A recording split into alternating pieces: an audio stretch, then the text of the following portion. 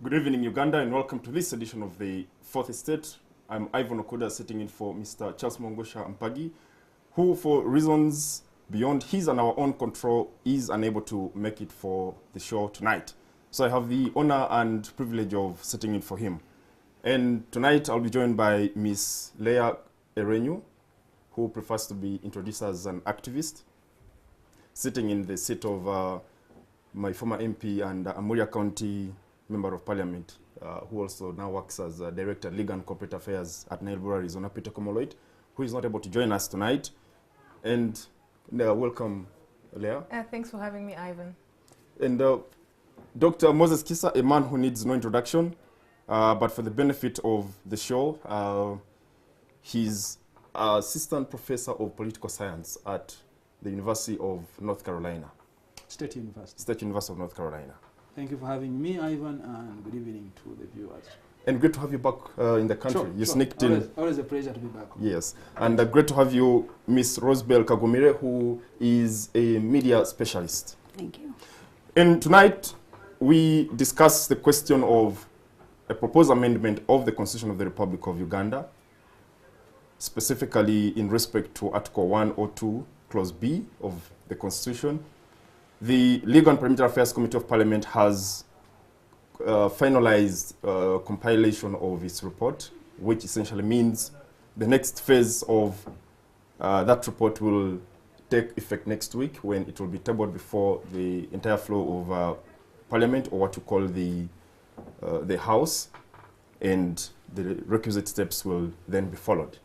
And at that juncture, we also have a report by civil society organizations, specifically the Center for the Great Lakes Institute for Strategic Studies.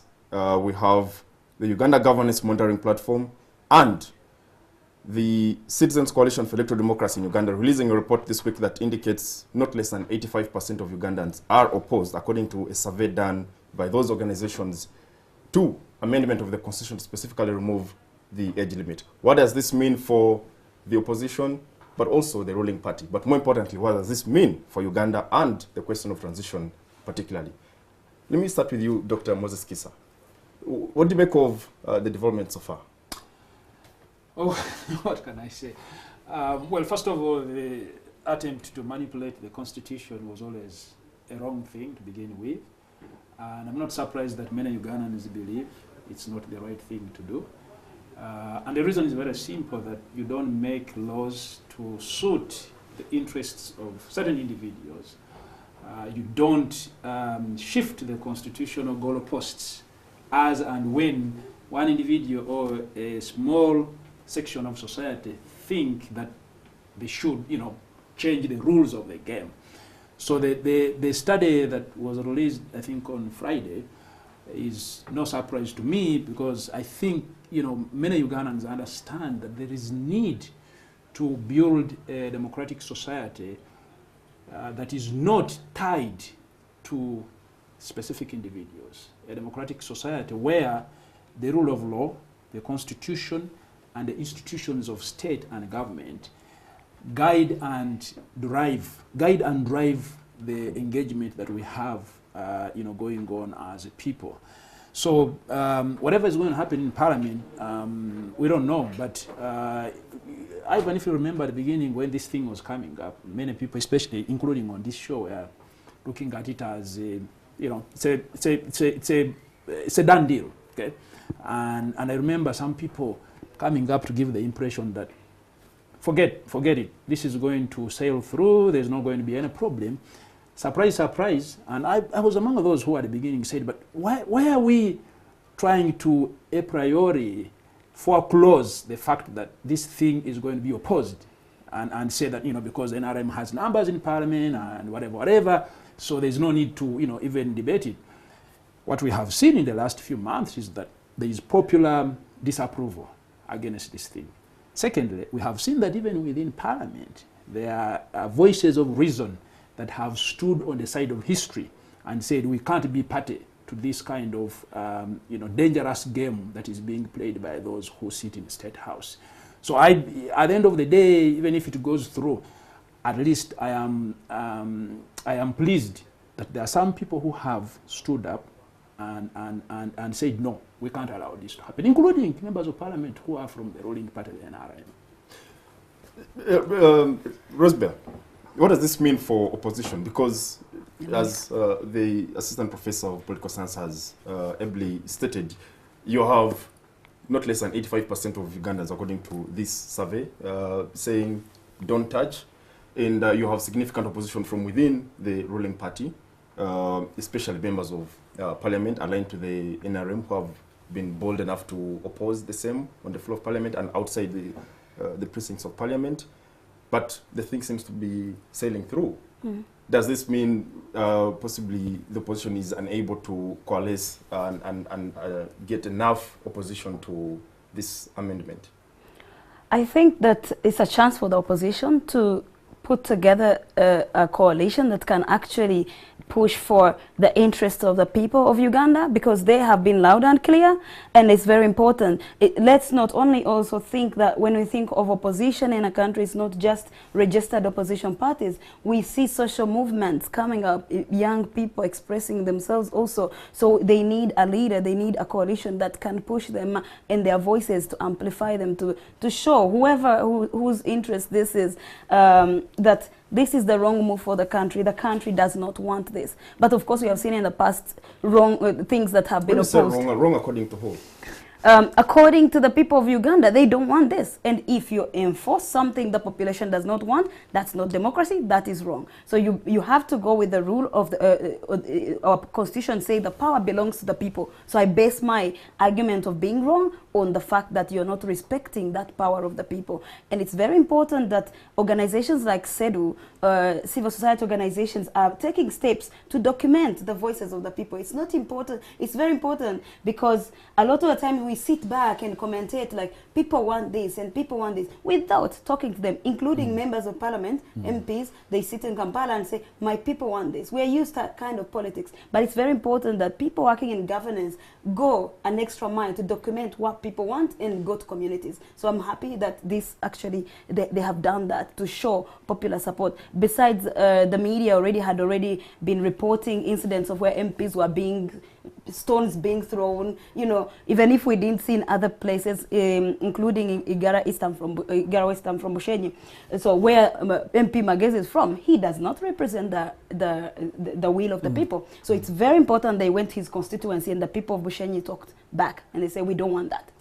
Leah, you possibly in your 30s and you've been part of you've been part of the story of Uganda for that long.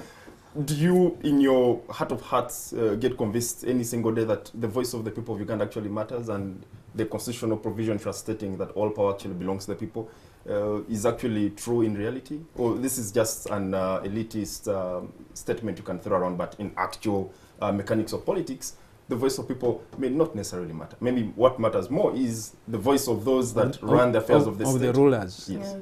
Well, I'll start off by saying that I am part of the majority of Ugandans that were born under this regime, and I'd be very happy to see it. The polio-free generation, as the president says. Yes, exactly. But I think that absent mass protests, absent people from Rukunjeri, from every nook and cranny of this country coming together and protesting and saying that this is not something that we want, this goose is cooked, the deal is done.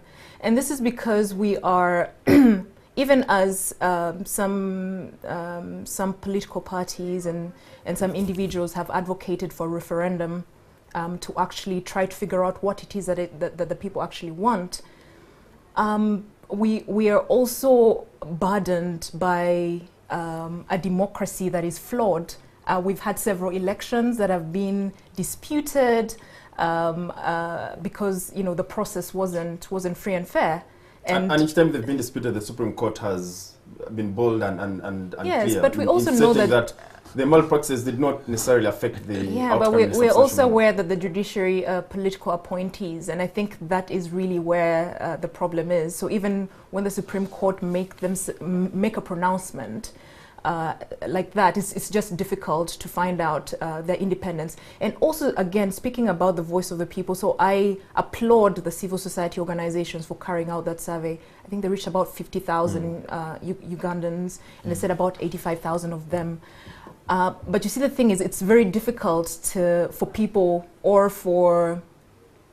It's very difficult to embrace these statistics because of the background of the civil society organizations. You know, there have been the pressure groups that have been saying, you know what, these term limits need to be, we should not lift the age limit.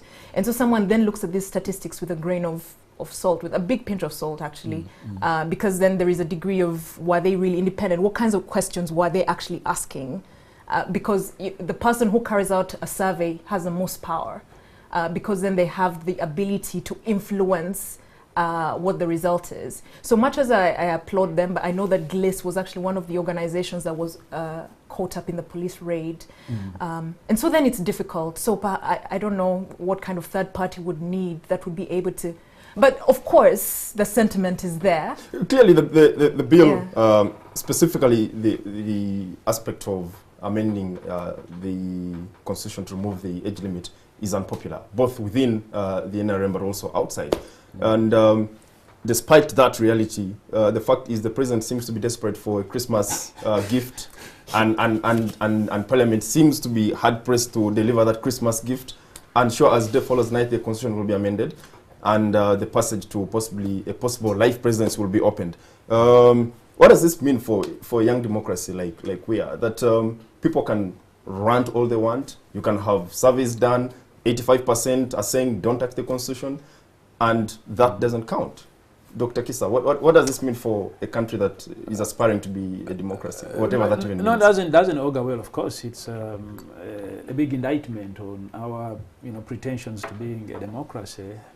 I think that our democracy has been floundering for a long time now. The rollback has been quite severe since 2005. I think the big turning point was 2005, when again, in similar fashion, the constitution was manipulated and tampered with, such that an individual could continue being president. And I think that was a big setback. And since then, we haven't recovered. It's been a slippery slope since then.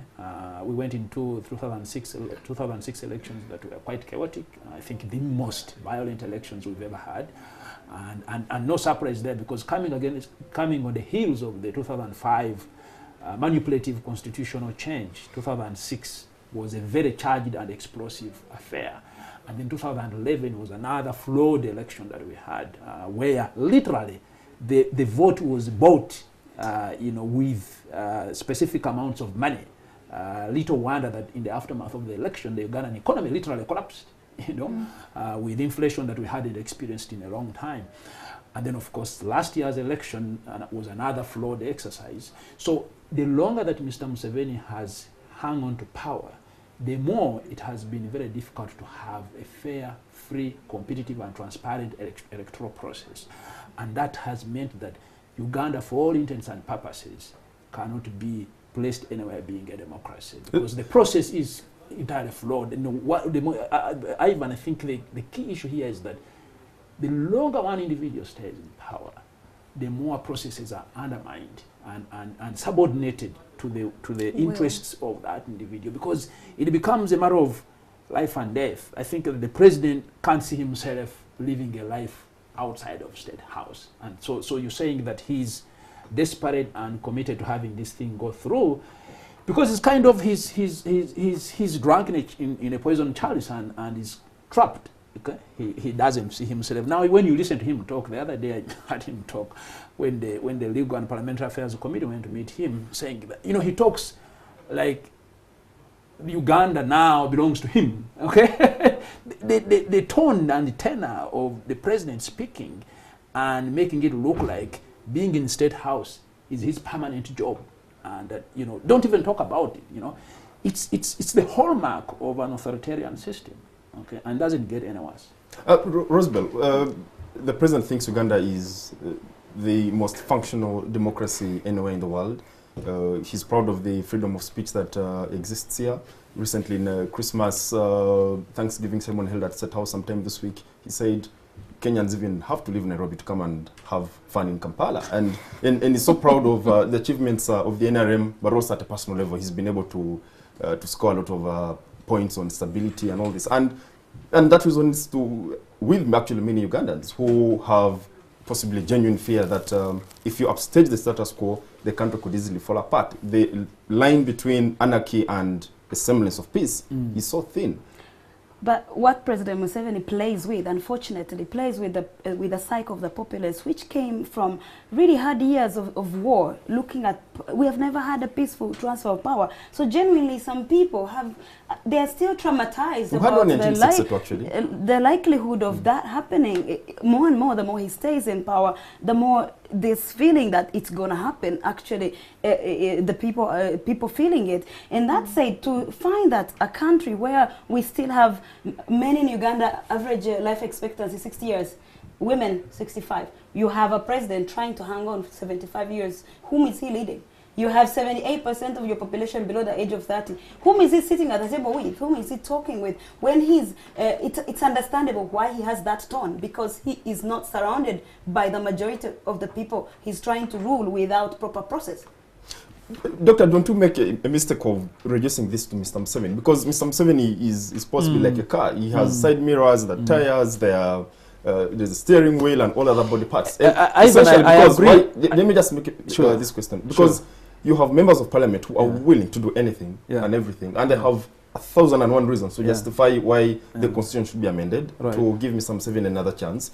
You have members in the elite class who have 1,001 reasons to justify the amendment of the constitution to particularly suit the purpose of 2021. So this is not just about. I agree. I mean, you know, problems like these are definitely way beyond one individual, and you know, social political problems cannot be reducible to one individual. I think there is a point to which you can say, yeah, that's fair enough. But I think in this particular case, the buck stops with him. Just like in 2005, the #1 person who stands to benefit from this is him. And if he came out and said, look, I don't want this to happen and I'm not party to it, it would fall in it would fail in its tracks right away. And you see, he had said a couple of years ago to Patrick Kamara here, well, not on this show, but on the Thursday show on the spot, and said, I think that at 75, there is a scientific basis that somebody is not strong enough to carry on. And he said, I can't be party to this. If anybody ever came up with this idea, I would not support it. Well, maybe circumstances have changed and he's also changed his mind. But which circumstances have changed? And they say a wise man changes his mind. No, we're talking about 2 years ago. What has changed between? I think, Ivan, you're underestimating the power of a system of patronage. We just saw it in Zimbabwe. You know, a few months ago, people were in there saying Mugabe is our candidate for next year. But you know, everybody, even parliament, people, the ability of the system to make people want, like, it's where do I eat from? That's survival. Museveni has set the country in a survival mode that every leader is looking for to survive. And that is very hard to gauge. You cannot, if you're given a different scenario, these same people would shock you what they would choose. And that said, it does not mean that the parliament is set to vote this. We need to actually look at how will this play out in parliament. The last time we had SFC, you have soldiers. Isn't politics at the end of the day a marketplace of interest? It is. In other words, if those in NRM think Mr. Museveni's continued presidency benefits them, maybe we should only respect that view. Perhaps before Laya comes in just in a second, let me say, you see, you're asking Rosebel earlier on, you're asking wrong according to who? You see, the whole thing is wrong morally on a number of fronts. Okay, one, it's being manipulative. You see, there is talk of money and inducements being used. That is wrong in and of itself, right? But secondly, we stuck with a system of rule that is quite decayed and corrupt, inept and inefficient. And there is a need for change of leadership. You see, this country is caught up in a most undesirable state of affairs where the leadership at the top has failed the country. And there's a need for change. Okay? So trying to extend through underhand and unfair measures the stay of the current regime is wrong. Okay? But of course, the other thing is that the population out there actually does not want the thing. So it is wrong. So I thought I should, just say, it's wrong on what basis? There are interests of politicians, but you see, there are also interests of us, citizens of Uganda, and we have to be listened to. Leah, Yeah. I speak to people in NRM or people that sympathize with Mr. Museveni and may not necessarily be members of the NRM, and these are respectable citizens of this country. They have grey matter in their heads, and they give you reasons, and you possibly think twice about some of these things. And some of them are possibly business people. They have genuine concerns about the stability of the country, just in case you have an upstage in the status quo. Some of them are people within the political class who have genuine concerns about a change in the status quo. Yeah. But also you have members of the NRM who genuinely think, for the sake of the party retaining power, Mr. Museveni is the tested and proven candidate. And therefore, if it means tinkering with the constitution to suit the circumstances, because some people might actually argue that the law is not a frozen artifact somewhere in a museum, and therefore possibly Can be changed to suit one the person. circumstances. Isn't that a point that some of these people might be making? I'll talk about two Rather things. just First of all, on the issue of the law not being mutable, this is the Constitution. It's the supreme law of the land. It's not an act somewhere that's debated every 2 years and say, let's add this, let's add that. It's supposed to be able to stand the test of time. It has to be tested, and then there has to be a reason as to why something has to be changed. But from all the conversations we've had, there haven't been good enough reasons why the Constitution has to be changed.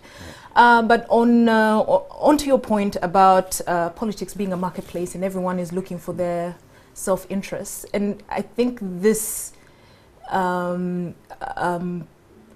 emphasizes why it's important that we need to change our leaders, because the leaders that we have, people have been electing individuals and not electing people because of the values that they hold. And so then it is very easy to bribe these people, because if you don't stand for anything, then you're going to Can fall for anything. you can fall for anything. And you can see many people have taken the 29 million shilling bribe. Now, in some corners, I'm hearing that they're thinking about extending the term for serving in Parliament to 7 years. And I think some people are already thinking about it and saying, you know what, this is a good enough deal. I think it's a good enough trade-off. And it just came out of the blue. We shall get into that and peel more layers of this onion. You're watching the fourth set on NTV. I'm Ivan Okuda sitting for Charles Mungu Shampagi. Please stay tuned as we return to the next segment of the show. Airtime. So, I use condoms. To prevent unplanned pregnancy, visit a health center to find an option that works for you.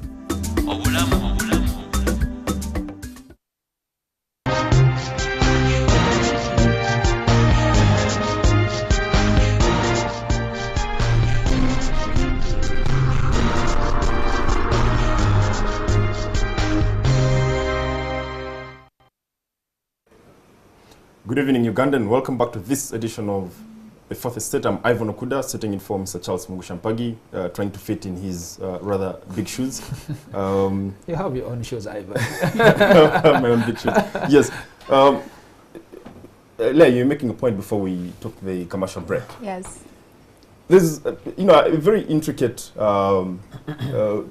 cocktail of dynamics about legislation.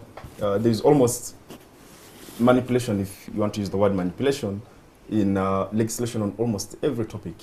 Whether it's genetically modified organisms, you'll have some foreign interests coming to make their way.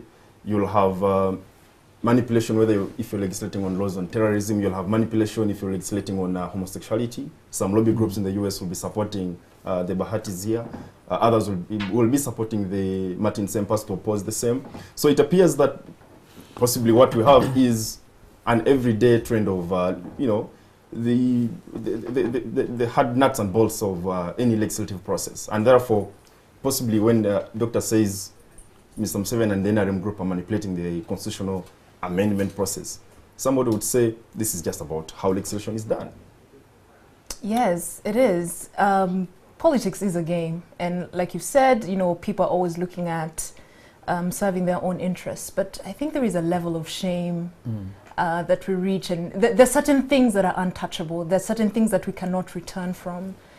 And I feel that this would be one of those things that are kind of sacred. After all the changes that the Constitution has gone through in the last couple of years, first by shamelessly lifting the term limits, and now suddenly you're thinking that, oh, it might actually be a good idea to bring them back in. And then looking to extend the term of service for Parliament and for the presidency. All those things are very self-serving. And for me, what makes me feel hopeless is that parliamentarians who are legislating our laws stand to gain a lot from this. The 29 million is nothing, you know, that's just pocket change. By being able to extend your term for another 2 years, I forget how much parliamentarians make every month, but that's a nice, upwards of 20 million. Yeah, so that's a neat income for another 2 years. The same goes for the presidency. And this is on the background of our democracy actually being a kleptocracy overseen by the president himself. You know, he will go to a function and complain about corruption and how nobody's being brought to book. But these things are being overseen by him. I have heard of lines winding down the driveway of State House, people going to whisper in the president's ear. And most times they're granted what they need. And what these people have to give in return is unwavering political support. In their hometowns and the people they look after, that sort of thing. So these issues that are emerging from the report, from what we hear, those are definitely trade-offs. But the biggest fear is that, you know, it looks like a done deal because the MPs stand to benefit from it. Who wouldn't give another 2 years? Rosabel, is it a fair trade-off if you're not able to shoot down the amendment on the age limit? Yeah. I mean, the NRM controls not less than 300% of the, 300 of the membership of parliament. And what that essentially means is going to be an uphill task for the opposition to shut down this amendment, but possibly to also calm tensions in the population and among their own constituents. The MPs are saying return term limits, if that will help to mitigate the damage, but also, if possible, give the president another 7-year term. A period of 7 years. Possibly you need a referendum to have that because that's an entrenched provision in the Constitution. Are these fair trade-offs? I think we have to understand that these benefits, ultimately, the highest person to benefit in this game is President Museveni. And whether the MPs, when you play it like it's the opposition against NRM, I think this is a matter of Uganda's future. And even NRM MPs are invested in this debate. You're assuming just because the numbers are there that they're just going to vote however Museveni wants. I really disagree. I think within that party there are going to be MPs who will disagree with whatever is brought to them. There are hardly 20 of them.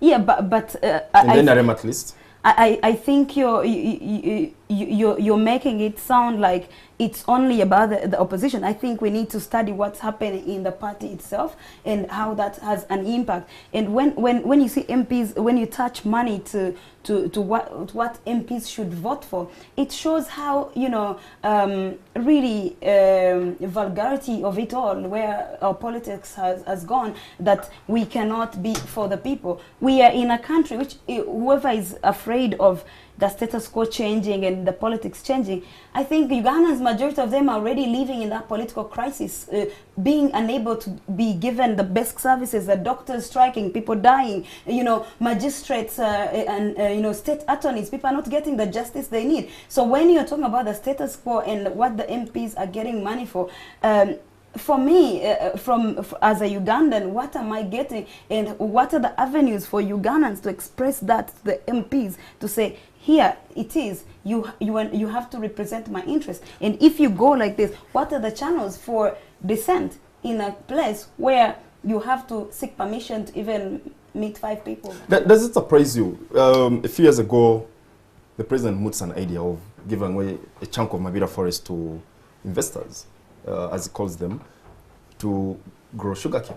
And there was massive unrest in this town. Some blood was shed, an Indian got killed, and the president backed off. In other words, that was too dangerous a zone for him to go to. Another time, the Kawaka is blocked from going to Kayunga, and there is massive unrest. And that the government was able to make some concessions. Does it surprise you that this time around, on something that is as important as the panel has ably pointed out, we don't have, at least as of now, something of the scale of Mabira or the Kayunga riots?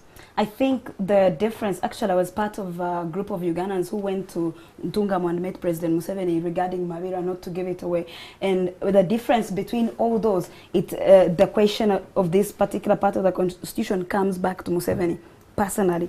Is he willing to give the greater good for the country and give the country what it has not experienced? Peaceful transfer of power. As long as he's here, as long as he's on the ballot, this process is always going to be flowed. Rosebell, put another way, Ugandans have proven in the recent past that they're, after all, not cowards. They can actually get out of their offices and march on the streets. This is higher stakes. And we saw that in the Mabira demonstrations. Ivan, people were killed. A person was killed recently in Rukunjiri. We have seen violence meted onto Ugandans. So do not. I understand when people have a self-preservation idea. Like if I step out, there are guns out. They're going to shoot you. And we have seen this happen. We have seen what happens when Museveni's power is threatened. In Kasese, over 150 something people died in a massacre, basically. And so when people are not powering themselves to the street, especially you have, we call it POMA, Public Order Management Act, when the president is using the police to block each and every way of expression in the country, and it serves him, only him, because I don't see any other person who is benefiting directly from a politicized police force.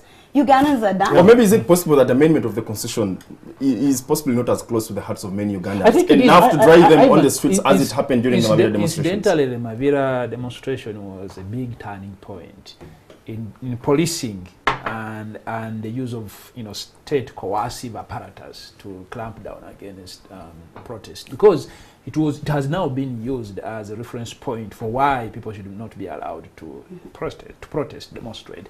The POMA law that Rosebell was alluding to partly emerges out of that, out of the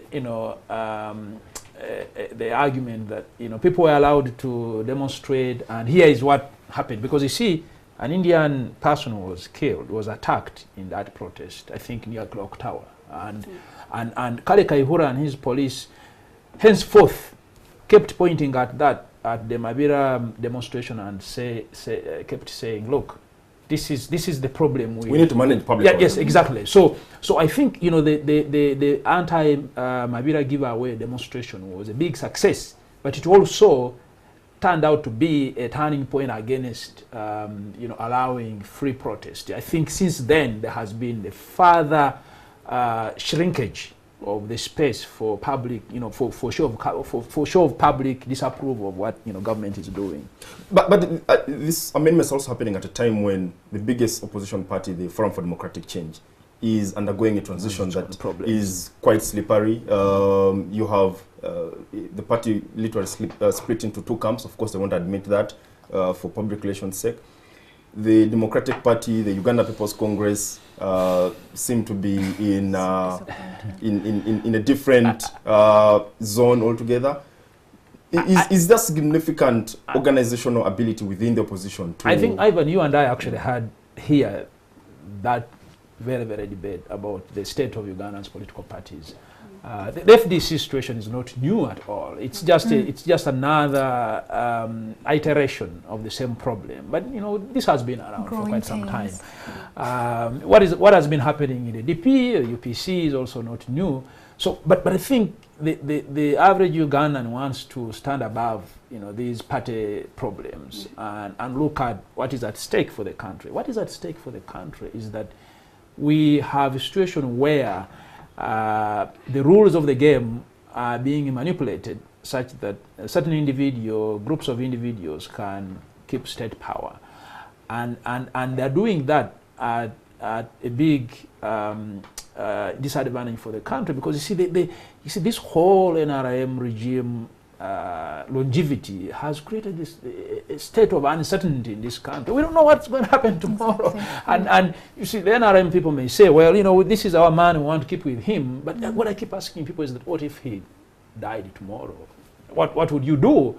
Would the country come to a standstill? You can't, keep the hopes, aspirations, and ambitions of the country to one individual and he say, you know, we want this one individual to be there forever. Never mind that he's been here for now more than 30 years. And goodness me, 30 years is such a long time. Moses, I don't Moses, know. as a political scientist, Yeah. I guess you appreciate the fact that political parties, those in opposition, will do everything to get to power. Right.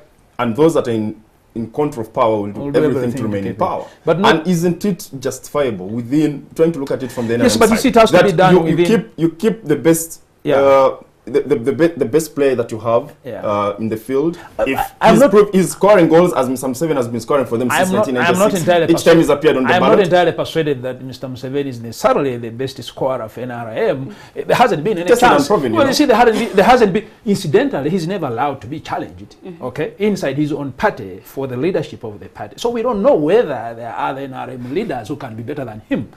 Why can't he allow to be, you know, challenged and there is a fair contest and then he keeps the position of party chairman and party flag bearer? But you see, every time there has been an attempt for an alternative leader to imagine an RM, that has been nipped in the bud, and we don't know. So you see, you can make the case that he is the NRM goal scorer, but I am not entirely persuaded that there aren't other potential NRM goal scorers. Actually, the issue is that a lot of the times, even the scores of others are given to him in such a personal way. You know, you award him the scores by so many people who would be able to lead the country. And I think it's very important to look at the discontent of youth in the country and the place of the youth, a young population. There was a report by International Crisis Group really painting a gloomy picture of Uganda and the closer we are to a political crisis and what that means for young people. When every opportunity launched, you know, someone was joking on Twitter that every Operation Wealth Creation, it becomes, you know, it's the army. You want the doctors strike, I put the army. It's a political quagmire. Like, what are you doing if you don't have, if you can't use the army to solve every problem? And that's the kind of place where we are. And when there's a youth fund put up, someone was joking, it's like a Museveni bribery fund. It's to bribe certain people to continue patronage. It's another way. Each thing we think is an investment is another way for Museveni to get patronage, and it's not really investment. I must say, for fairness sake to the viewer, that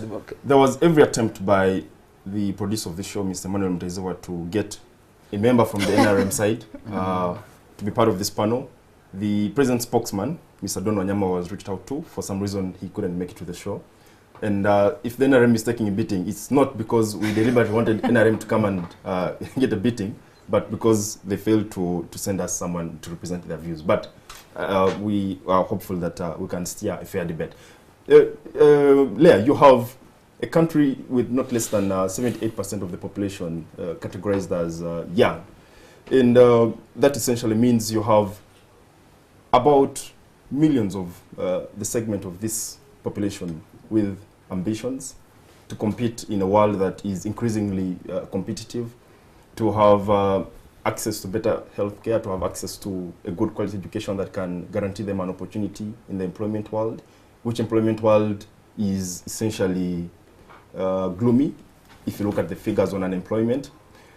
And as the politicians are talking, if it's Kizza Besigye speaking, Mugisha Muntu, Amuriat, Museveni, and all these people, young people are possibly not even so much bothered about who the president of this country is. To them, all they want is a country that works. And where do we place the search for a country that works, a government that actually delivers, in this conversation of who the president is and whether the constitution should be amended to suit the circumstances of one individual? Okay, so this president has been president for some 30-odd years. And within that time, he's cast a very long shadow on our culture, such that even as young people have ambitions and they want to have a great family and they want to have a bright future and they want to send their children to good schools, the way they want to get that wealth is not through hard work. The way they want to get through that the way they want to get that kind of success is by having well-placed people in certain areas that's going to help them get to the top of the hill much sooner. I think on another show I had the MP Abdu Katuntu talking about how he's worked for about 27 years, but a lawyer who has just graduated from law school also wants to drive the same car as him, and also live in the same house, and he's astounded by that audacity. In a world where Mark Zuckerberg wakes up and comes up with a brilliant idea, and in less than 5 years is one of the richest men in the IT but that is through world. hard work.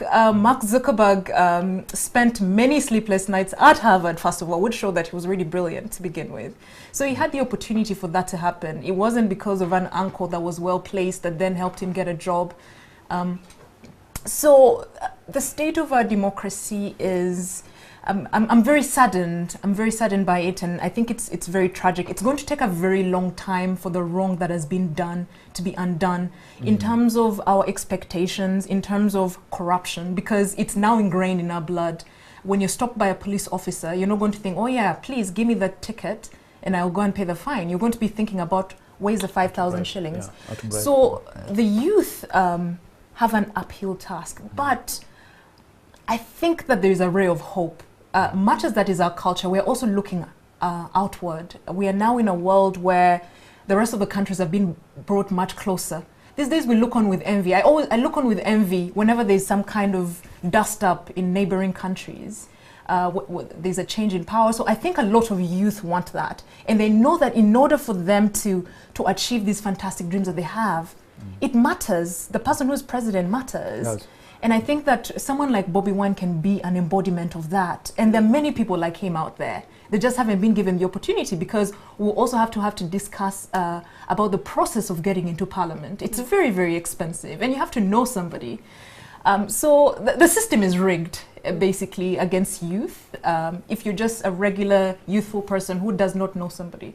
Maybe someone would say the system is rigged against everybody. If you talk about the rights of people with disabilities, yes, access to opportunities, the basic means of survival for girls that need to access education because they cannot have a sanitary towel. But when you make money in patronage, the order of the day, you actually hold the country back, because people who have the capability to drive the country cannot have the opportunity. You know, a kid cannot complete secondary school. That would have been the person to bring up the next invention in this country. But we can't. We will not even see that happen, because we are busy only advancing those who have the connection to the top. In other words, we don't have a merit system. Exactly. So if you, Ivan, if you're asking, does a young person out there really care who is president and who is leading government? I think a young person out there should care, because essentially we have a system that is not working for the vast majority of Ugandans. You know, we have a decayed system of rule where, you know, as Roosevelt has been alluding to, there is, you know, a patronage system where the spoils of the system go to those who are ensconced to the system, those who have the right connections, and, you know, and of course there has been deepening nepotism in this country, and very, very dangerous, you know, methods of work in public, you know, the public offices, and the total, you know, rollback against the whole essence of a merit system in the public service, where, you know, you get into a position of office because you qualify and you are competent and you can do the job, you know, and not because you have a godfather somewhere in the corridors of state power. So this, you see, these are the sorts of things that make it very difficult to justify the continuation of the current Museveni regime. Doctor, would you also speak to the concerns of Ugandans in the NRM, but also outside? Yeah. Who say that for the last not less than 50 years of independent Uganda, you've had change of leadership that has not necessarily delivered a country that works for everyone. Yeah. And what that essentially means for them is possibly it's not worth it going on the street and throwing stones in demonstration of whatever machinations the NRM is up to, essentially because maybe a change from Museveni to another person may not necessarily be as significant as the opposition and those opposed to Mr. Museveni generally present it. Right. Well, we haven't had any change of leadership for the last 30 years. We had, you know, changes of leadership in the first, you know, 20 years or so of independent Uganda, but you have to ask yourself what sorts of changes they were. We're not saying there should be change for the sake of change, but there should be change for the good, you know. There should be change that is properly managed, and where we have, I mean, I think that having new managers in place, whether in a private organization, a business, or in a corporation, there is always something that comes with new leadership. New ideas, new enthusiasm, breathing into the system a new mechanism of work and a modus operandi that is different from what was in the place. What you have now, I think that, I don't know whether I'm just too biased, but I think that, see, the current president has run his course. I don't think that he has any new ideas, anything fundamentally transformational for the country. I mean, the same narrative that he's been preaching for the last 30 years, and he's repeated things so many times that now when you sit there, you don't think that you lose much by not listening to him. So you need a new leadership for a country such that things probably can work better. They could work worse, but you see, not until you've done it, you can't say it's not going to work. And I want to speak to those who say, when we look around the garden, we don't see very good replacements. Well, so possibly let's keep this giant tree. How do you define looking around the garden? I think it's a disingenuous argument, Ivan, to be honest with you. I speak to people in NRM, but also outside, who say, wait a minute. Yeah. When we imagine Mr. Museveni out of the stage, those that will actually come in and take over from him but it's an are insult. actually going to be worse than him. No. And that's the concept. I think it's the worst insult that anybody can make on the people of Uganda. We are more than 35 million Ugandans in this country. And goodness me, Mr. Museveni did not come from heaven to be president of Uganda. He came from Uganda, from somewhere in Nyabushozi, I don't know the village. See, Ugandans all over the place. And he was rejected by his own people. He couldn't win in his constituency in Nyabushozi or whatever it was called. So I think that's a big insult to say that here is one very exceptional, special individual who is the savior. And you see, that's how he thinks of himself. He thinks of himself as the savior of Uganda and as somebody who Uganda needs. He doesn't need Uganda. I think him and the wife have made that argument in the past that, it's the country that needs him. And that's sacrificing for Uganda. But so look, if the country needs you so much, why do you have to go at greater length to manipulate things, to coerce, to intimidate, to bribe, to brutalize people such that you can keep power? If you are so much loved, just actually you say, well, I want to go. But also, really, it's an insult in a way that if you're telling me this is the only person, then, why would you make your wife an education minister? Why would you make your son a special advisor, your brother this? Then you're not really being honest with the people of Uganda. There are many people who are able to deliver the services they are delivering. And able to sacrifice the way he's claiming. Maybe he has the education sector of Uganda, closer to the heart than any other sector. So you give it to your sweetheart. to be honest, I think we have very well qualified people who understand education, who would we don't have to go far. But the education sector is not the only one, to be honest. We have seen this patronage going beyond and making people in the end think that this is the only way. You have to manipulate people, narrow their mind that you are the only one, and he has won for some time, but things have begun to change because young people have access to information. Even if you don't allow them to go at Constitution Square, whatever barricades you put, people online, young people are using different WhatsApp messages to educate themselves what their country is and what they want. They simply need a space to bring that out. So it's really not honest to say that there's no one out there in Uganda capable of leading. Really, otherwise would be a dead state. Indeed. Leah, is indeed an insult also to people that are actually pushing for this amendment and they're working day and night to ensure that this amendment is actually able to sail through, possibly give the president a Christmas gift, as some people have put it. Because you have a significant number of MPs within the NRM who, from the bottom of their hearts, think this is possibly the best thing that will happen to Uganda in the next 5 or 10 years. You have members of the quote-unquote the elite that also think this is the best thing that should happen to not just the NRM but to Uganda. Mutilate the constitution to suit the circumstances of the day. Isn't there a justification on their part to say the status quo possibly needs to continue? I very many times feel very sorry for NRM cadres for their blind allegiance. I think the most recent example was Amama Mbabazi, who felt that he was the one who had been tapped to be next in line. Yeah, apparent. But then I think they got to realize that their boss was greedier than he let on, because it was basically, help me do this, next time it's going to be your turn, it's going to be your turn. But I think they have very short memories. And we've realized those people are very, very dispensable. And I don't know if they ever think about it, sit down and think about it like, you know, this person was once very powerful and was on the right hand side of the president, and now they're no more. So even as they're, you know, this whole mission is very, you know, very self-serving. I think it's very, very important that they think about the consequences to themselves, because I think the best thing to do for survival right now actually is to oppose this amendment. And I think that the rate of attrition in the next parliament is going to be very, very high. Oh, yeah. You've seen parliamentarians literally chased by their constituents. That already tells you something. So even if this sails some of them through, think 2 years in politics is good enough time to do damage control.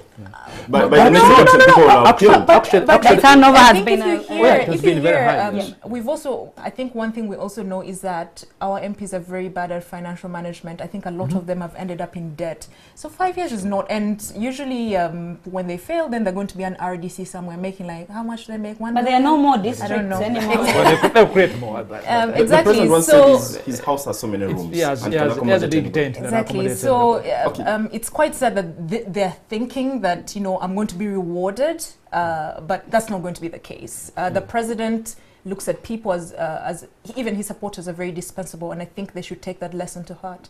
But Ivan, if you Let's say take a quick commercial break. When Okay. we return, we shall get deeper into the question before us. okay, Specifically looking at the role of institutions and other sector players like the media, civil society, the religious institutions, and whether they have abdicated their role or have...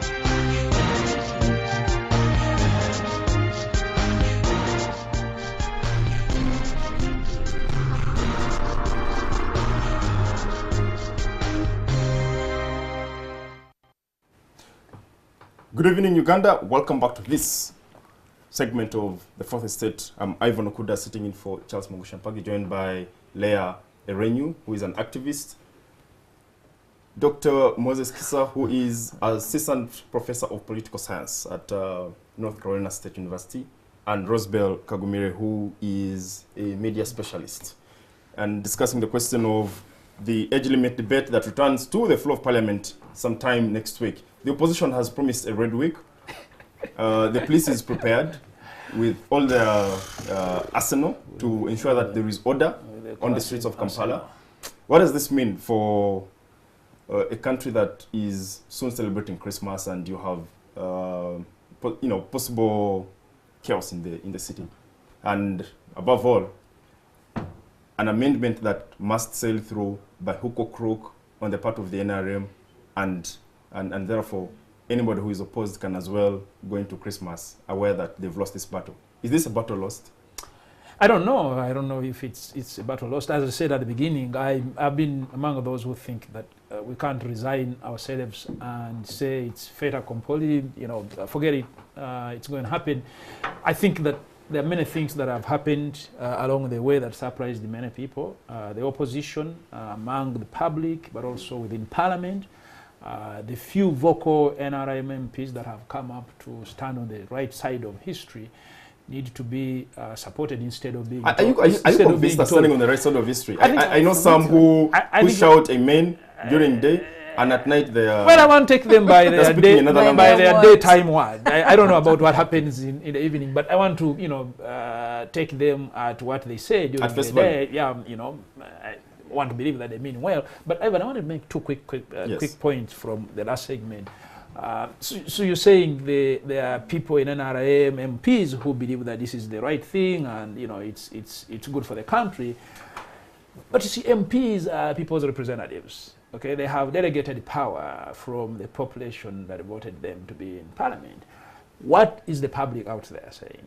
Okay, we know at least from anecdotal evidence that the vast majority of the people out there do not want the constitution to be changed to suit the needs and interests of one individual. So whatever the preferences and wishes of a member of parliament, I think what an MP has to listen to are the views and the ideas of the people who sent them, who sent that MP to represent. So I think, you know, it defeats the whole logic of being a representative of the people. But I also wanted to make But the MPs are saying there is nothing, you know, legally speaking, from what they say, that stops us from amending the constitution, and that is the message they have to give to the people. Yes, but you see, but you see, Ivan, MPs legislate according to what the public wants and what the public needs. That's the whole essence of them being representatives. In the ideal. Yes, no. Whether ideal or in practice, that is it. You see, MPs do not go to parliament to legislate what they wish or what they want. They go there to legislate what the public wants. What does the public say on this matter? Okay, but I wanted to make a second point. My friend Andrew Mwenda, who, you know, has talked about this matter a lot of the time, thinks that, well, you can have, you know, a president in power for 40 years and still, you know, there's no problem and things end well. You know, I studied these kinds of things professionally as a full-time job. My sample so far, looking at cases in history, show me that for the most part, the longer a leader is in power, the more likely the ending will be very bad. The more likely the ending is going to be. And there are quite so many examples to there are many examples you can draw too. I actually want to look at this more systematically and compile all the data such that, I mean, the argument that somebody like Mwenda makes can kind of be, you know, debunked. But if you look at the cases that we can quickly point to, the longer that a president has been in power, the more the ending is chaotic for the president, for the country, and for the public. This is the concern of some of us. That, you know, we don't want Uganda to tomorrow be in duka business. You know, we want, you know, the president who has been in power for such a long time to peacefully exit power, and we move on. It might not dramatically improve our, you know, lives as Ugandans, but it's a better bet, because you see, it opens a new window. Yeah, you know, if there are going to be problems politically tomorrow, the setbacks that you get, the negative impact that that political instability and insecurity creates, it's enormous. Okay, you go back. You see, the African continent had a lot of negative economic growth in the 1980s and 90s. The primary reason was because there was a lot of instability. There was a lot of war. There was a lot of things not working at the level of politics. Okay, so that stabilizing politics and having a predictable future, having a future that is certain that, you know, tomorrow there's going to be this working at the level of politics is important for economics, and that's why Ugandans should care about this. Yeah, and economically speaking, we are already in a bad place. This year, the economy grew at 4.6%. Thank you. Let me come to Leah. If the amendment of the Constitution to specifically remove the age limit is as not only contentious, but as unpopular, as the NGOs are telling us, as the media is telling the world, wouldn't that be impetus for the opposition to organize sufficiently in the 2021 election, which is a few months away, and be able to remove this man who is so unpopular that people are willing to go on the street just because the constitution is going to be amended to give him another list at the presidency? So shouldn't the opposition possibly be speaking about organizing themselves to upstage this man who is unpopular? We've seen countries where sitting presidents have lost the presidency in an election. I think that is in the offing, but I think there is, you know, this matter right now is the biggest matter that they have to deal with. So if once it passes, because I don't even know what language to use. If it passes, then they can, I think that would be the perfect way for them to regroup, to go around the country and not wait until, you know, actually the 11th hour. Do they have the capacity? At the moment, not necessarily, because I think one of the problems they talked about is that even at the, I think a member of the FDC was talking about the difficulty of them establishing a grassroots coalition, because the NRM is so deeply entrenched that I think the NRM chairperson has more political clout than the, you know how you usually have those village meetings like the sub-county, so the NRM chairperson speaks first or something because they're the most important person. So that is how deeply entrenched their organs are, so which makes it very difficult. And also, we've already talked about a very politicized police force. We've talked about, I think you saw an internal memo that was circulated at Top Radio and Top TV, saying that opposition politicians should not be hosted. So they're being frustrated from all fronts. And so that makes it very, very difficult for them to organize themselves, but they have to regardless. And very, very quickly, I just wanted to comment very quickly on the events that are going to take place next week. The president prides himself in the peace that he has brought this country. That's what he talks about all the time. He wrote that letter to the NRM MPs that are opposing the removal of the age limit, you know, that very dismissive, paternalistic letter, oh, you are not there, and yet you're enjoying the fruits of it.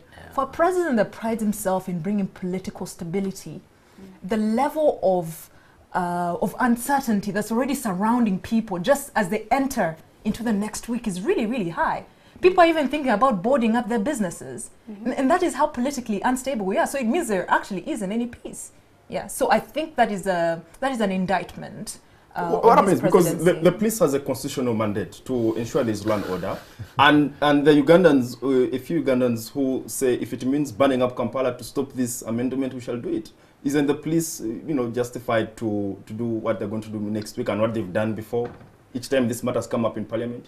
I think they're supposed to. I think protesting is something that is that's actually supposed to be protected, and I feel that in most of these cases, people are actually reacting to the police, not the police reacting to crimes that are being committed. People are being refused from getting to points where they need to be, and that is where the chaos stems from. Let me bring we in saw Tisa that in and come to Rukungiri, the violence there a few weeks ago. Bring in Doctor and then come to you, Rosabel, on the media.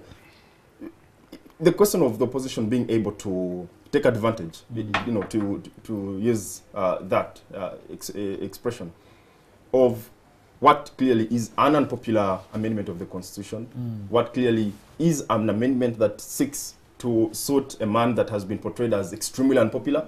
Shouldn't the opposition be building on this momentum and possibly be able to upstage the status quo sometime in 2021, which is a few hours away? Well, they have tried to do that, albeit at probably not the scale that you wish they should. And of course, that bespeaks of the state of opposition parties in Uganda, i.e. that they are not as strong as we wish them to be, which is a reflection of the political system. You don't expect very strong opposition parties to obtain in an authoritarian system where the ruling party is fused with the state. And what I was talking about, you have the local level political structures that NRM, but actually they are the state. They are sort of the NRM feeds parasitically of the state of Uganda. Maybe that was the case in Gambia, and a few months ago we saw Jammeh get off the stage. Which is what I've told people that the course of history can be so random and unpredictable, and even for sometimes they said President Museveni speak, and he's so convinced that as State House as his permanent job. But the tables can turn any time in a manner that nobody ever predicted. I can tell you, I studied politics as a political scientist, and one thing that political science and other social sciences have been so poor at is to predict what is going to happen tomorrow. You see, the collapse of the Soviet Union and the coming down of the Berlin Wall and so on and so forth. Or even more recently, the Arab Spring. Caught everybody totally flat-footed. The Arab Spring, of course, most recently also caught everybody unawares. And recently Zimbabwe. Of course, Zimbabwe caught everybody unawares too. And so anything is possible. And are we likely to get reduced to hoping something dramatic happens and possibly? Well, we don't have to hope. You see, the laws of history are such that whether you hope or not, it's not up to you. Whether things one or the other can turn out in a manner that defies every logic, and whether we hope or not. Okay, Rosabel, across geographical space and historical time, you've had the media playing a very critical role, whether for or against the forces of progressive change in society. And at this particular juncture, you have the media playing a very important role. And as we speak, you have journalists from the Red Paper, of course, different circumstances relating to national security, and how they reported on that story on Rwanda-Uganda relations in the coolers. You have media houses practicing utmost self-censorship to the extent of having memos by top management to presenters and hosts not to host members of the opposition. You have TV stations banned from Live live coverage. broadcast of what's happening in Parliament. Most likely this will happen next week. And above all, you have the Uganda Communications Commission possibly at its most efficient. Yeah, in giving since its directives formation. every day. Giving directives every day, and Mr. Mtawa seems to be the busiest man in town. How does the media navigate through these very murky waters of intricate political developments? Yeah, I wanted to kind of transition from what Yes. Kesa said. I think we have to remember that the job of political organizing is not a sole job of recognized political parties. Yeah. And when we actually think that only political parties are the players in shaping the destiny of where we want to go, when you have you know, you have 85% of the people say we don't want this, you cannot predict how people are going to organize if this constitution is touched, you know, so we don't know how people will respond, and we might have our eyes too focused on the fights in FDC and what DP will do, but actually we can have even new emerging forces. So as a media, we need to be aware when we are thinking of political actors in response, especially increasingly in such an oppressive environment. You tend to have faceless movements and you know. Trying to push for changes or to advance the country somewhere. That said, the media right now, you know, is in a very tight place. The freedoms of the media are very much attached to the freedoms of everybody in the country. When nobody is free in your country, you can ever be free as a media. So you cannot separate yourself from that because you act in public interest. And by acting in public interest, by trying to say 80% of the country don't want personal rule extended, you are actually telling people in power what they don't want to hear. And you're acting as a very powerful medium and amplifying people's voices. So that's why we are seeing increasing clampdown of press freedom. It's not only in Kampala. We usually forget how much most of violence against the press in this country happens up country. So it is worse there, I think. It's worse. You know, many people, you know, RDCs come to the offices of radio stations and say, no, this presenter should not work. It was a case of Digital FM in Imbarara, which was a show was closed. A very interesting current affairs show, informing the nation, the people in Western Uganda about what is happening politically, was shut down for a week, and they were trying to pressure a talk show host called Kasiriv not to be given the spot. So let's not only think of, you know, what is happening in Kampala, but actually as we see this growing discontent about the politics, then the job of the media, of where the majority of the country resides, which is 80%, really outside the urban environment where we sit, is that the pressure on that media becomes more and more higher, and we need to keep them in the conversation. As a consumer of the media products and services, are you convinced that you know, you have a media that can fight back and try to do everything in the means to especially protect that little space for them to breathe? Unfortunately, no, because there are many forces in the way of the media, both in the way of journalists, in a way that you will be, now the red paper people, journalists are in jail. You know, that is a message. And those people who don't like the red paper, I am not a fan of red paper, but I would have to defend the rights of the red paper because they serve a certain interest in society and they represent a certain freedom of expression. When the red paper are banned from expressing themselves, maybe tomorrow someone will call NTV. Maybe someone would remind you that... Someone might call NTV and say, don't call Rosebell back to your show. Someone might remind you that in exercise of these freedoms, and for us who advocate for these freedoms, we should also be able to remind ourselves and others that there must be a sense of responsibility, because that is also a legal obligation on your part. No doubt. Nobody says you have, no one ever has all the freedom to do everything, but there are certain perimeters within which a freedom of expression in press should happen. When you see a regime closing in on vocal organizations, CSOs, they are going to close the media because they don't want you to have that national conversation. You know, it's not, the national conversation is not in their interest right now, and they are going to do everything. So unfortunately, the way our media is owned, also ownership comes in.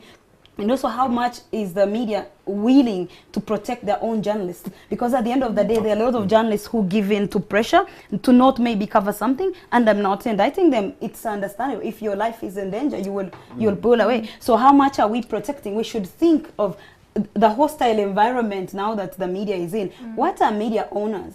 What are we asking media owners to do to protect Let me the get space? Moses. Moses, clearly for people that subscribe to the view that what exists in Uganda is a dictatorship, and others go ahead and even characterize it as a military dictatorship.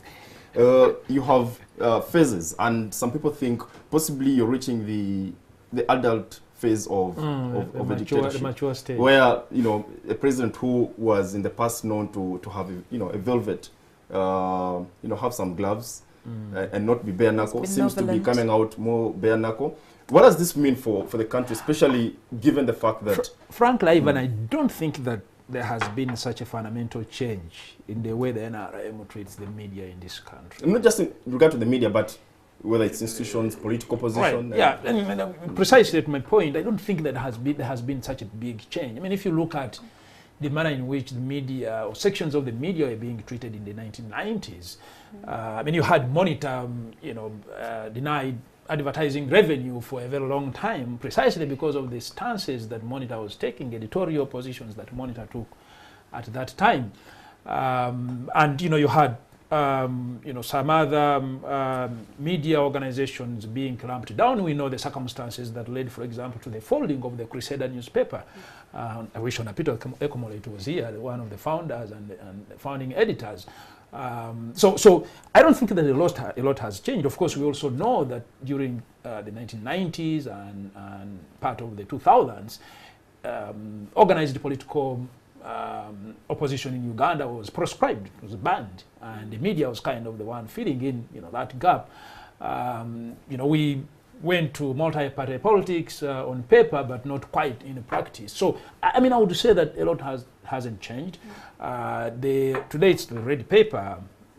10 years ago, 15 years ago, it was the Monitor. We know that in 2002, Monitor was closed down, along with Monitor in 2002, and then again in 2005, together with the KFM, then Monitor. And recently over the Sejisa letter. Yeah, and then again most recently. So I mean, you can say on the one hand that perhaps the regime has reached a certain stage of maturity in terms of its oppressive nature, but I think that there is some substantial continuity from the very beginning. There has been some pretense to wanting to be liberal and progressive and open-minded, but you see, when shove comes to push, I think the tendency has been to tighten up the space and clamp down on critical media and voices that come from organized civil society and other forms of political engagement publicly. So I wouldn't say that a lot has changed. Okay.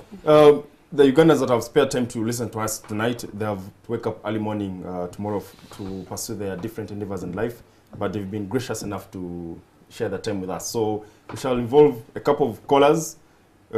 Please share your view in a very precise and concise manner. Do not recite a PhD thesis in a show that is about to end in 9 minutes. And my panelists will be taking note of any questions that might be directed to them. Yes, hello?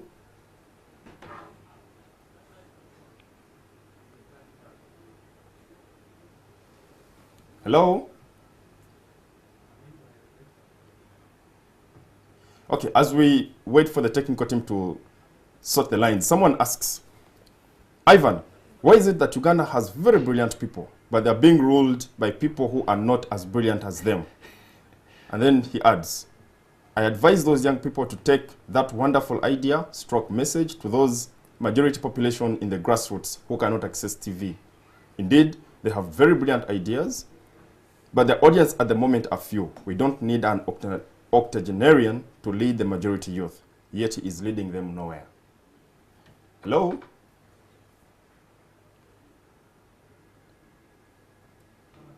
Yes, hello? Hello? Yes, hello? Hello? Yes, please go ahead, sir. My name is Aaron. I want to inform young people. Are you hearing me? Yes, Aaron. Aaron, kindly make your point. I want to inform the young people who are there Please do. that this country we are in. Yes. I'm saying that I want to inform the young people Please do. that this country we are in, they don't understand it. They don't know where the country is coming from. They don't know where it is going. And that is why they are speaking. They want to compare Uganda with other countries. They only want to say that Uganda is like America, Uganda is like Japan. Uganda has its own challenges, its own identity, its own problem. Uganda does not need constitutionalism and democracy at this time. What does it need? It requires people of integrity. They can be aged or not aged, people who are focused. And President Museveni, whether they like it or not, is a man who has been focused in this country, and his focus will stand the test of time. Those who are able to know should know, and those who cannot know, they will be told by history. Thank you, Aaron. Just for clarity, what do you do? Young people, they don't know where we are coming from. They don't know where we are going. They are only just speculating by what they read on Twitter, what they see happening in America, and what is happening. Thank you, Aaron. It would have been nice to know your full name and what you do, but it's fine. Require multi-party politics. In fact, it was a mistake for President Museveni. All right, thank you, Aaron. We need to get to the next caller. You've made your point. Hello? Yes, hello? Yes. Hello. Hello. Thank you for the program. I'm Kasoma Faruk of Uganda from Highfield Think Tank. If intelligent men refuse to join real politics, they must act rudely otherwise. So people should really think beyond usual. Kasoma Faruk of Uganda. Thank you for being extremely brief, Mr. Faruk.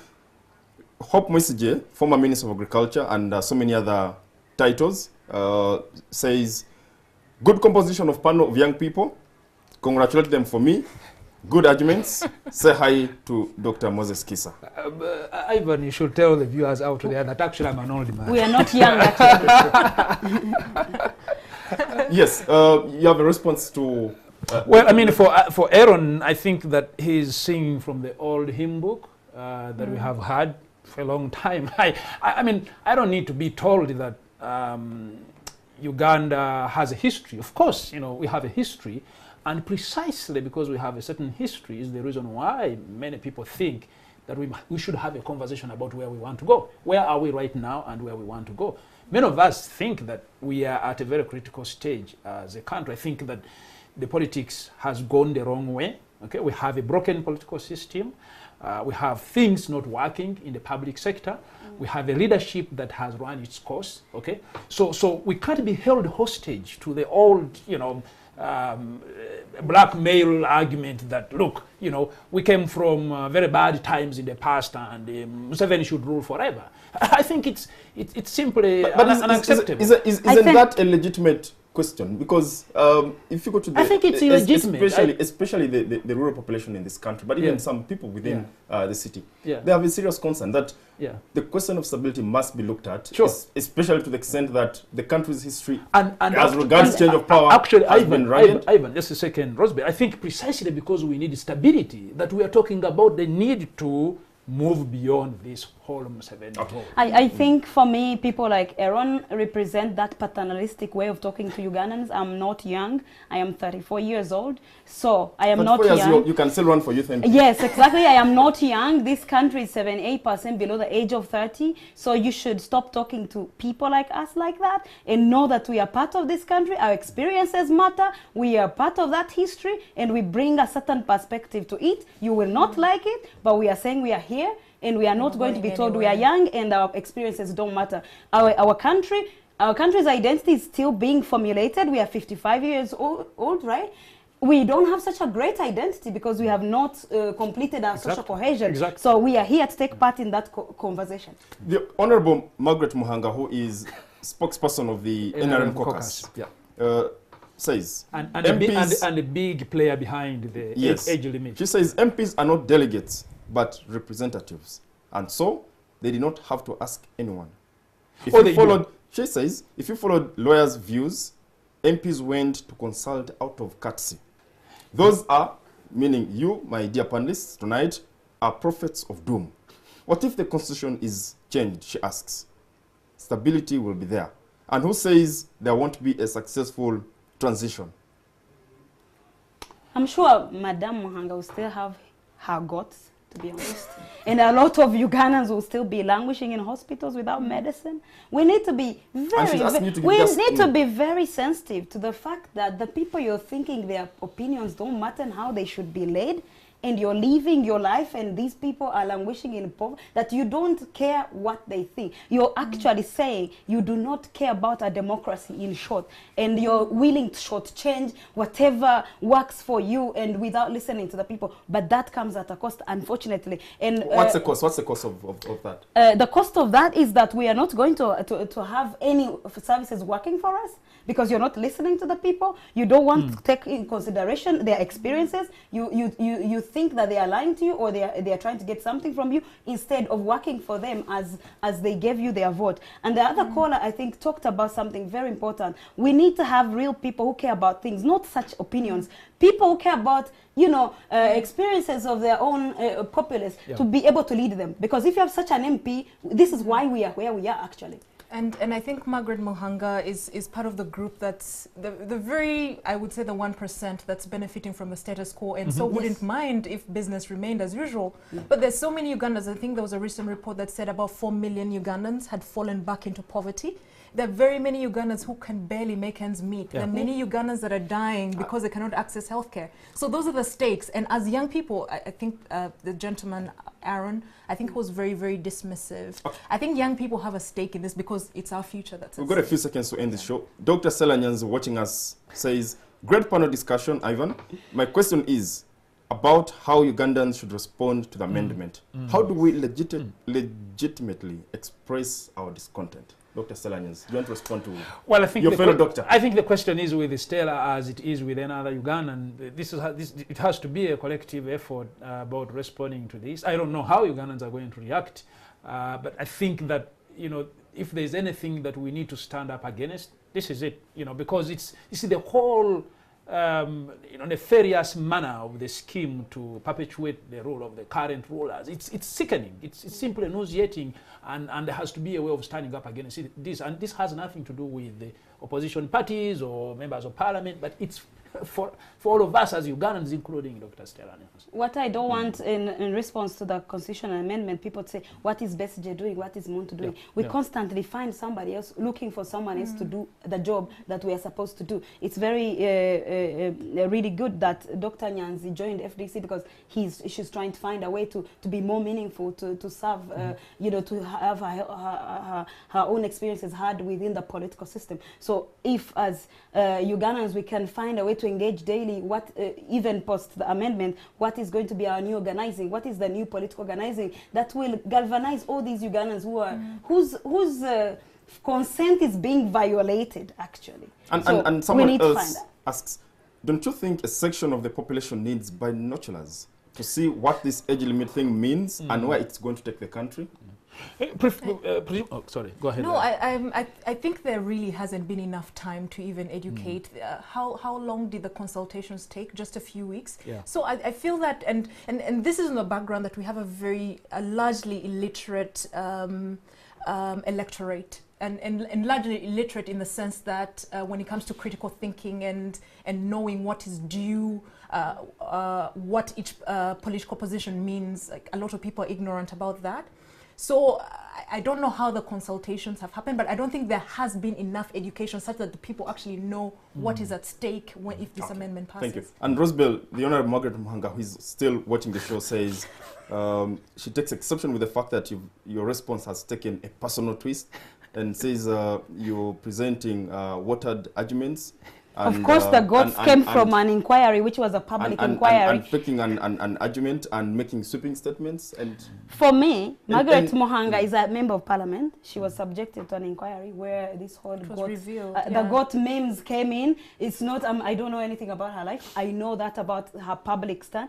And for her to think that our experiences don't matter, that you can just sway then I have to remind her that you're benefiting from the patronage and the system. I'm alluding to the goats that happened in a public hearing, not anywhere. I don't know where her farm is. Or should also say you're benefiting from the stability that her party chairman brought to this country and has presided over. And that's why you can afford to speak about a member of the ruling party, a powerful member at that, and still go back home safe. Yes. Ivan, could I just say very respectfully to Margaret that she's wrong when she says MPs are not delegates, they don't have to consult. They actually have to consult. MPs do not represent themselves in parliament. They represent the people who elected them. The reason why they were given money, well, ostensibly money to go and consult, but many people think it was a bribe, was because they are obliged to do that. You know, every time there is a big issue in parliament that is contentious, MPs are actually sent away on recess to go and consult their constituents. They do that because the power to legislate, the power to determine what becomes law, lies with the people who actually voted MPs into office. So to consult is not a matter of courtesy. It is not, of course. I think that's it's a total misrepresentation when she says it was done out of courtesy. Okay, let's wrap up with predictions for the week. The matter comes on the floor of Parliament. The opposition is promising fire. I am by no means an oracle, and just like the doctor said, it's you know, politics is really unpredictable. A day can yield so many things. So I just know that it's going to be a very tense week. I don't know what the result will be beyond that. Doctor, are we closing the year with a Christmas gift I don't know, on the part of the NRM and I think the party chairman? It might be a Christmas gift to the man in State House, but I think it will be a Christmas bad omen for the country. I think it will be a bad Christmas for Uganda, considering the way military, and Kale Kaihura, now in the police, have become, so central to even determine what goes on in Parliament, by laying siege on Parliament. I think the anticipation is that they're going to try and stampede through this thing. Basically, what they have been doing is to try and stampede through the whole process. And so it appears, as matters stand now, they are, they have the upper hand to actually, push through the thing. But we don't know. We don't know. I suppose that the momentum that had built up seems to be waning. Well, I don't know. I think, let's wait and see what happens when the matter goes to Parliament. I think anything is possible. I think for me, looking at how will Ugandans deal with this, we have dealt with many disappointments, stolen elections, stolen many things, no government, hospital working. Is this going to be another complacency, or are we going to build on what we have already seen, how people have been expressing themselves to really have a solidified, one national voice and conversation, how we want to be governed, in spite of whether they push this through, we need to know how do we respond to this. Okay, Margaret Muhanga, I'm reading her message again because she speaks for the NRM caucus and we didn't have a representative here. She says, just tell those people that more than 300 will vote yes and lawlessness will be dealt with. Okay. She should know that lawlessness, loud and clear. She should know lawlessness is not the opposite of them. It's not like you have the vote and you're lawless. There are there's a spectrum of ways Ugandans can respond to her, and they are not afraid. Exactly. And we have seen people out expressing themselves. So it's not like I win or you lose and you lose. It's not. It's not a zero-sum game. Okay, let me ask Doctor, who is a visitor, having returned from overseas from Trumpland, to close the show. Yes. Yeah. Well, I don't know, Ivan, what to say, but I think that, we shouldn't be actually talking about this, for heaven's sake. I think that, the current president had his time to make a contribution towards rebuilding a country that had, gone through a lot of turmoil and breakdown. And he, I think speaking from an idealistic point of view, he should have exited the stage a long time ago, and we should have moved on to basically talk about other more important things than whether one man should continue being president or not. I think it's a totally unnecessary debate that we're having. Thank you so much, Leah Erenyu, an activist. Thank you so much, Mr. and Dr. Moses Kisa from the University of North Carolina State, and Rosabel Kagumire, who is a media consultant, specialist, and all those other flowery titles, for joining us tonight, and to the crew and production team that spent a greater fraction of the weekend trying to bring the show together. A very big thank you, and more importantly, thank you to the viewers who spared their beautiful time to share with us the most important gift anyone can give in life, the gift of time. We wish you a very beautiful weekend, week ahead, but more importantly, we hope there will be order, there will be sanity in the city, and more importantly, that reason will prevail from both sides.